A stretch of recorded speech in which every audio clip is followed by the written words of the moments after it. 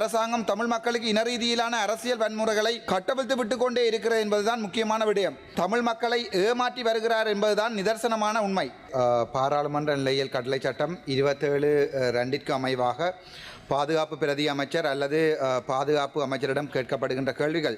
கௌரவ பாதுகாப்பு அமைச்சர் அவர்களே, ஒரு இலங்கை குடிமகனின் அடிப்படை தேவைகளில் 1/3 இருப்பது உறைவிடம். சில பேருக்கு அது தெரியவும் தெரியாது. இதுவரை இந்த நாட்டிலே இனரீதியான உள்நாட்டு போர் முடிவடைந்து கிட்டத்தட்ட 16 வருடங்கள் ஆகிறது. கடந்த 76 வருட அரசாங்கங்களை இந்த நாட்டின் சாபங்கள் என்ற பரப்புரை செய்து புதிய சிங்கள தமிழ் மக்களுக்கு இடையிலான உறவினை மேம்படுத்துவோம் என்ற துணியின் அடிப்படையில் தங்களுடைய அரசாங்கம் மக்களின் பெருமளவான ஆதரவை பெற்றது. அதே நேரம் தங்களுடைய ஜனாதிபதி அன்றகுமார சாநாயக்க அவர்கள் இதுவரை தமிழ் மக்களுக்கு கொடுத்த வாக்குறுதிகளில் ஒரு சிறு பகுதியை ஏனும் மனச்சுத்தியுடன் செயற்படுத்தவில்லை. 2000ஆம் ஆண்டுகளில் உள்நாட்டு போரை ஆரம்பிப்பதற்காக தங்களுடைய ஜேவிபி கட்சி கண்டியிலிருந்து கொழும்பு நோக்கி பயணத்தை மேற்கொண்டதையும் இச்சன்பத்தில் சுட்டிக்காட்ட விரும்புகிறேன். அந்த பயணத்திலே இருந்த எங்களுடைய அமைச்சர் சந்திரசேகர் கூட எனக்கு முன்னால் அமர்ந்திருக்கிறார். இருந்து மக்கள் தங்கள் மீது வைத்த நம்பிக்கைக்கு தங்களுடைய ஜனாதிபதி மக்களின் காணி மக்களுக்கே என்ற துணையில் தொடர்ந்தும் தமிழ் மக்களை ஏமாற்றி வருகிறார் என்பதுதான் நிதர்சனமான உண்மை.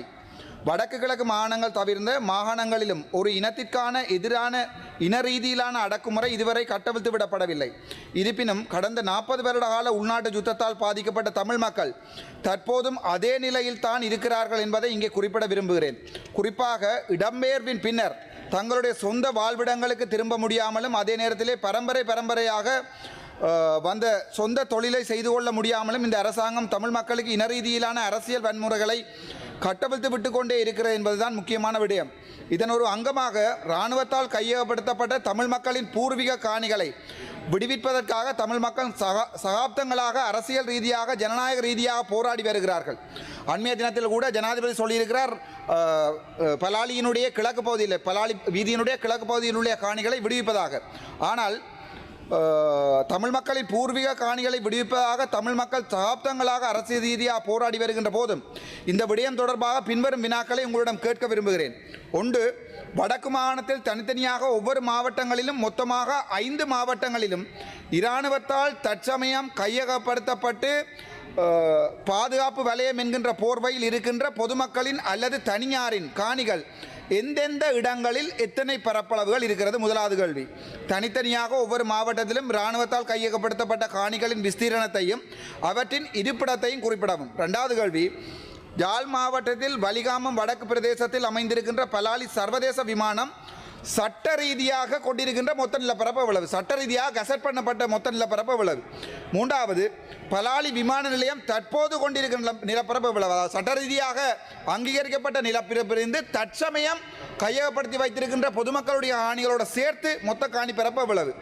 4வது கேள்வி, சட்ட ரீதியாக வழங்கப்பட்ட நிலப்பரப்பை தாண்டி மேலதிக நிலப்பரப்பை பலாலி விமான நிலையத்துக்கு விஸ்தரிப்பதற்கு வழங்குவதற்காக இராணுவத்தால் கையகப்படுத்தப்பட்ட உயர் பாதுகாப்பு வலயம் என்ற போர்வையில் கையகப்படுத்திய காணிகளில் எத்தனை பரப்பளவுகள் பலாலி விமான நிலையத்துக்கு வழங்கப்பட்டன? அதாவது உயர் பாதுகாப்பு வலயம் என்ற போர்வையில் அந்த இடத்துல இருக்கின்ற மக்களை வெளியேற்றி முழு காணிகளையும் இராணுவம் சுவீகரித்து அங்கு விவசாயம் செய்து கொண்டிருக்கின்ற உண்மையை சிங்கள மக்களுக்கும் நான் சொல்ல ஆசைப்படுகிறேன்.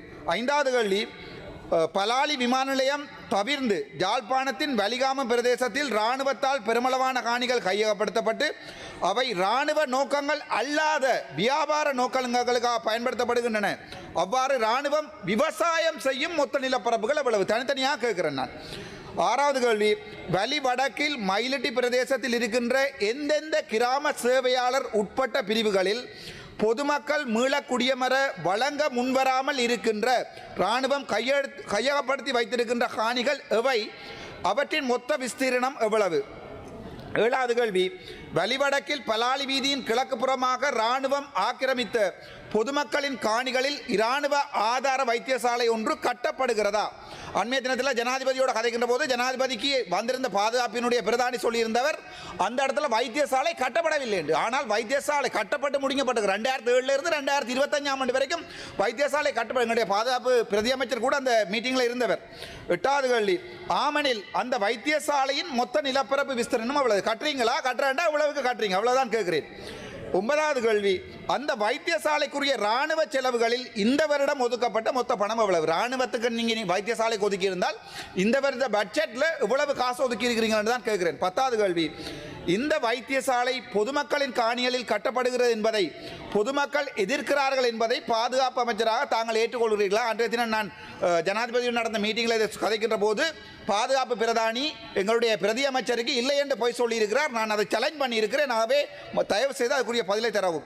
11வது கேள்வி, மக்களின் காணிகள் மக்களுக்கு என்று தங்களுடைய ஜனாதிபதி அன்றகுமார நாயக்க யாழ் மாவட்டத்தில் நடந்த விசேட மாவட்ட ஒருங்கிணைப்பு கூட்டத்தில் தெரிவித்தது தங்களுக்கு தெரியுமான்னு கேட்கிறேன். 12வது கேள்வி, அவ்வாறாயின் பலாலி வீதிக்கு கிழக்கு புறமாக உள்ள பொதுமக்களின் காணிகள் இதுவரை பொதுமக்களிடம் ஒப்படைக்கப்படாது. நீங்கள் அரசாங்கமாக வந்து 1.5 வருடங்கள் இன்று வரைக்கும் ஒரு சிறு பகுதியேனும் நீங்கள் விவசாயம் செய்து கொண்டிருக்கின்ற காணிகளை மக்களுக்கு வழங்கப்படாதது ஏன் என்று கேட்கிறேன்.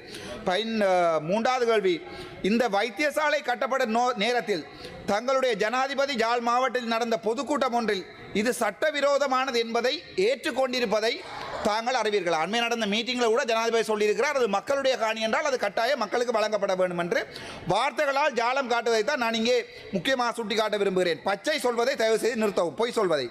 14வது கேள்வி, ஆமனில் உடனடியாக பலாலி வீதிக்கு கிழக்கு புறமாக உள்ள இந்த காணிகளை விடுவிக்க தங்களால் முடியுமா? அவ்வாறாயின் அவை விடுவிக்கப்படும் திகதி என்ன? ஓம் என்று சொல்லி மாற்ற வேண்டாம். தயவு செய்து எங்களுக்கு அது விடுவிக்கப்படும் திகதியை அண்மையில் ஜனாதிபதி சொல்லியிருந்தவர். பிரதி அமைச்சரோட போய் என்னையும்